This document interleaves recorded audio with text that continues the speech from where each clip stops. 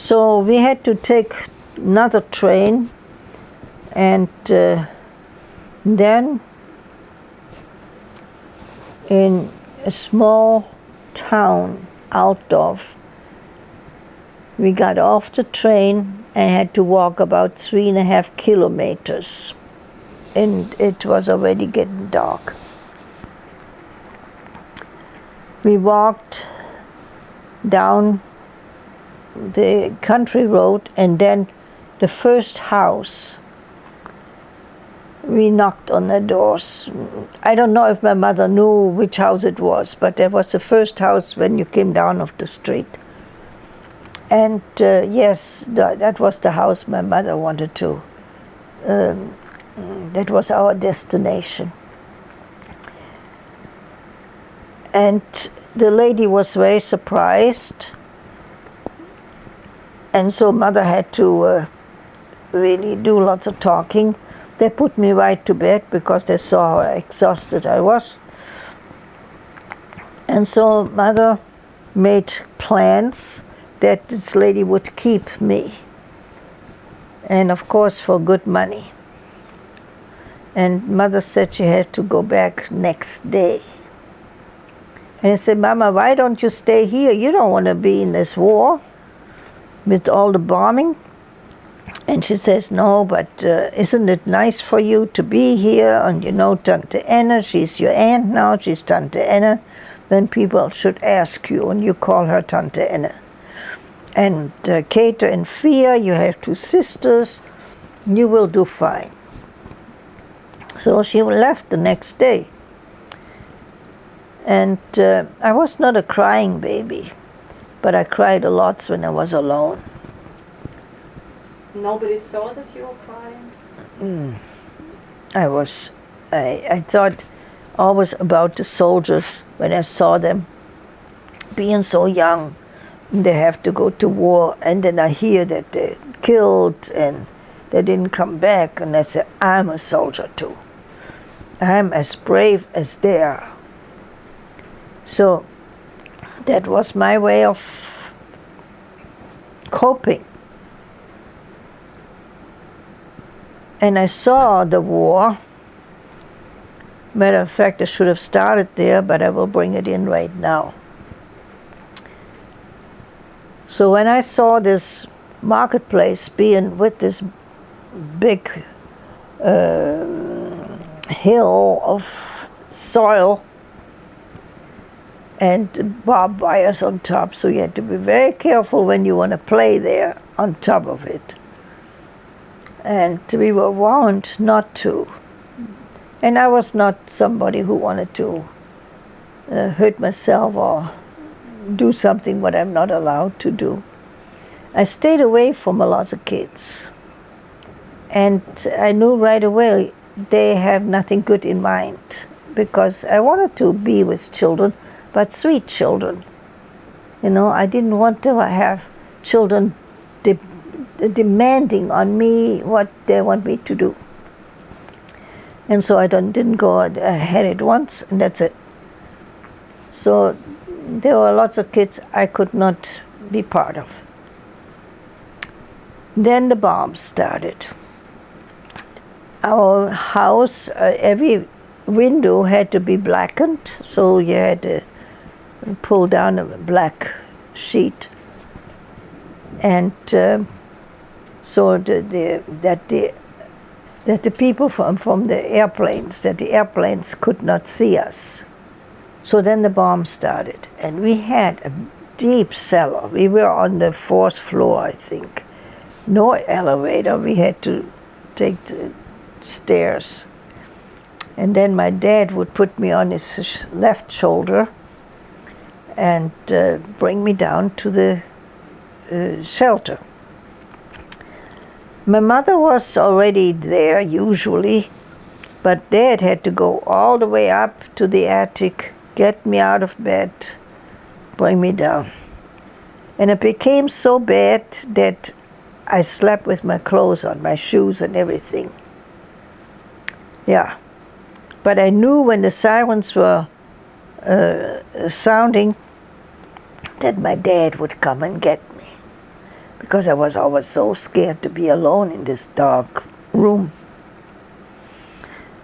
Well, Dad brought me down, and my stomach was by then always, because I was on his shoulder, his shoulder right in my stomach. And he had his trouble because he had this short leg, so he had to balance me somehow. But I tried always, I never complained. Yeah, so we spent quite some time in this place, and then the word came that we had to move into a beautiful villa.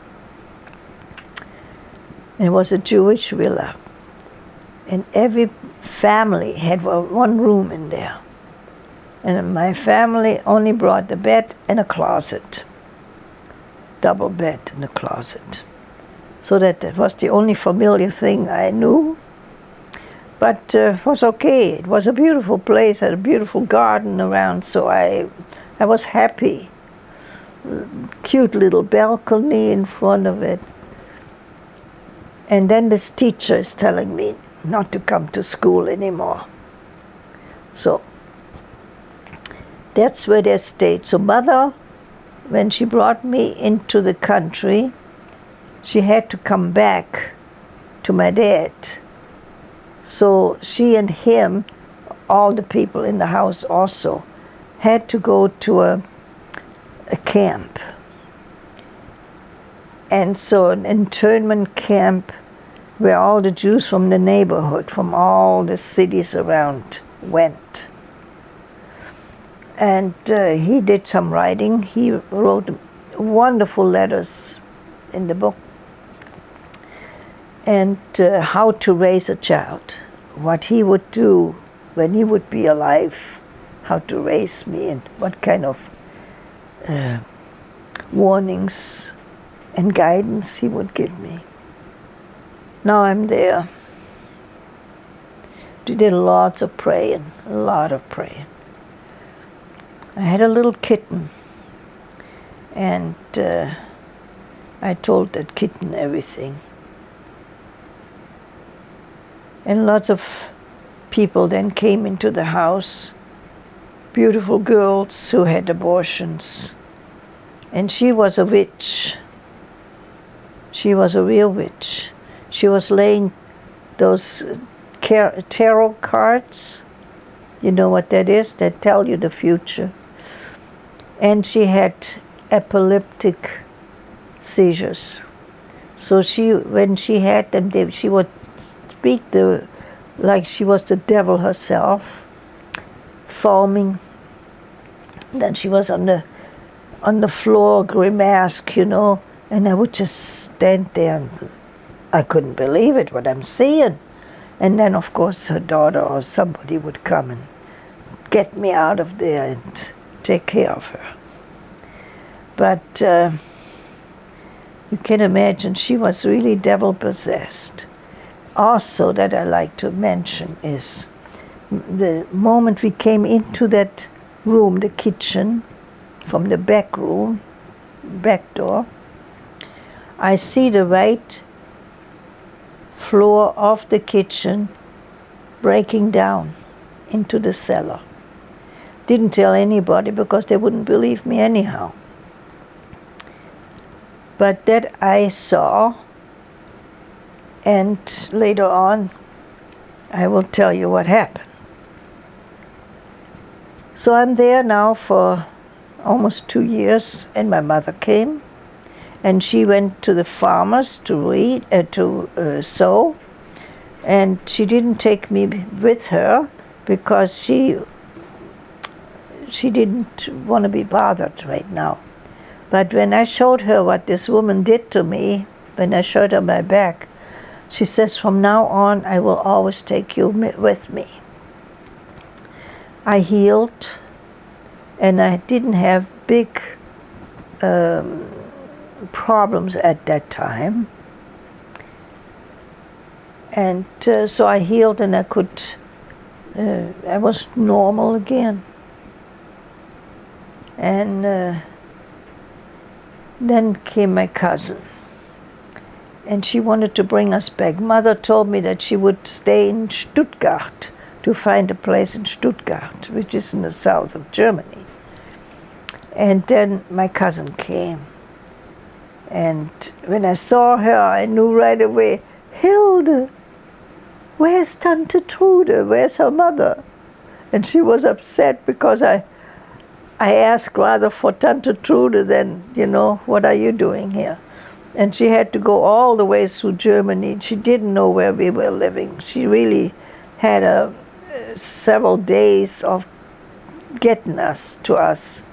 She was only 17.